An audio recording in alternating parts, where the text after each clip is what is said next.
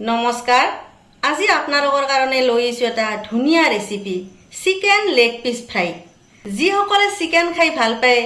তেওঁলোকৰ কাৰণে favourite recipe chicken leg piece fry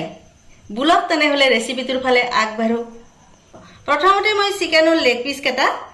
কাছি লম প্ৰথমতে প্ৰতিটো লেগ পিস মই এনেকে কাছি দিম প্ৰতিটো লেগ পিসে এনেকে দিম দুটা সাইডে এনেকে কাছি দিবা লাগব যাতে মছলা বিলা খানতে মাংসৰ ভিতৰত সুমে যায় সেই কাৰণে মই প্ৰতি পিস মাংস এনেকে কাটি লম এনেকে কাছি দিলি হিজতেও অলপ সহায় হয় এনেকে মই বাকি কে পিছত কাটি লম সাউ গোটে কেটা লেগ পিস এনেকে কাছি দিছো প্ৰত্যেকটাই প্ৰথমতে নেমু আটি দিম লেগ পিসে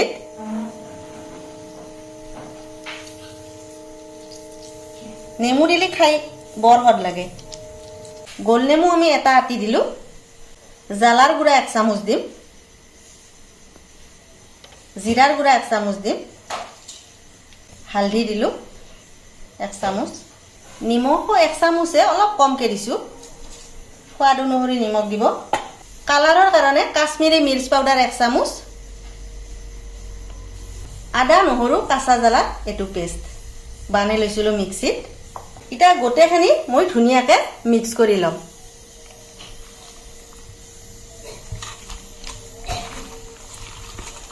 ভালকে মিক্স কৰলি হে ভাল হ'ব প্ৰতিটো মাংসৰ পিছতে হুমে যাব লাগিব গোটেখানি সুন্দৰকে মিক্স কৰি লবা লাগিব খাই টেস্টি কিহে হ'ব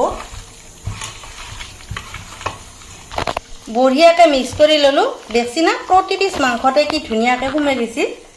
আৰু যদি আপোনালোকৰ দৈ থাকে দৈও দিবা পাৰে মোৰ আজি দৈ নাই কাৰণে মই দিয়া নাই আপোনালোকৰ থাকলে দি দিব ইটা মাংসখিনি মই অলপ সময় ঢাকন দি থৈ দিম মাংসখিনি ঢাকন দি 1 ঘণ্টা মান ৰাখি দিলো ইটা আমি ভাজাৰ ফালে আগবাঢ়ো বুলক কৰাহি গৰম হৈ গেল তেল হে দি দিম ইটা দি তেলখিনি গৰম হক লগি অলপ সময় ৰখি আমি মাংস পিস দি দিম যেহেতু ফ্ৰাই কৰিম অলপ তেল বেছিকে দিছো তেল গৰম হৈ গেল ইটা মাংস পিস দি দিম দেখছিনা কালাৰ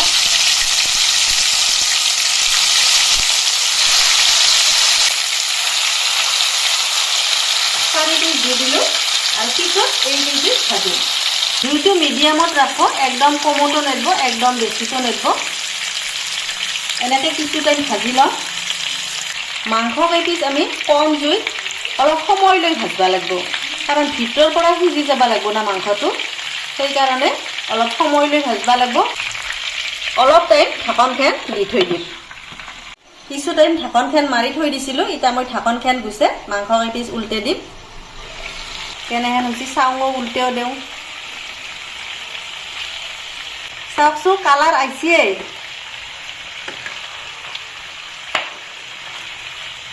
কিছু সময় হেতু ভালো এনেকে ভাজি লম আৰু ঢাকনখন অলপ দি থৈ দিম ঢাকনখন দি থৈ দিলে এই মাংসখিনি একদম কৰকইৰা হেন হৈ নাযায় বৰ ধুনীয়া ঢিলা হেন হয় সেই কাৰণে ঢাকনখন দি জুই কিন্তু কমতে দিব আৰু ধৈৰ্য ধৰি ভাজি থাকবা লাগিব আৰু অলপ ঢাকনখন গুছে দিম ইটা ঢাকনখন গুছলৈ ইটা সিজিছি না চাম ৰব চাওকচোন কি ধুনীয়াকে সিজি গৈছে সুন্দৰ হৈছে এই পিস আমাৰ নামাবা পাৰা হৈ গৈছে আমি এটা উঠে থৈ দিম এই উঠে থৈ বাকি কেই পিস ঠিক একে ধৰণে আমি ভাজিম 1 ঘণ্টা সময় মই ধুনীয়াকে মিক্স কৰি থৈ দিছিলো যে সিজাত বহুত সহায় হয় গোটেখানি ভাজা হলি আপোনালোকক বঢ়িয়াকে দেখাই আছো গোটেখানি ভাজা হৈ গেল ইটা বঢ়িয়াকে আপোনালোকক দেখাই আছো তো গোটেখানি ভাজা হৈ গেল আমি অলপ ধইনাৰ পাত কাটি দিছো ধুনিয়াকে তো আমাৰ চিকেন লেগ পিস ফ্ৰাই হৈ গেল তো এটোৱে আছিল chicken leg piece fry recipe আপোনালোকে যদি ৰেচিপিটো চাই ভাল পালা লাইক এটা কৰি দিব আজিৰ কাৰণে এল্লু দিয়ক নমস্কাৰ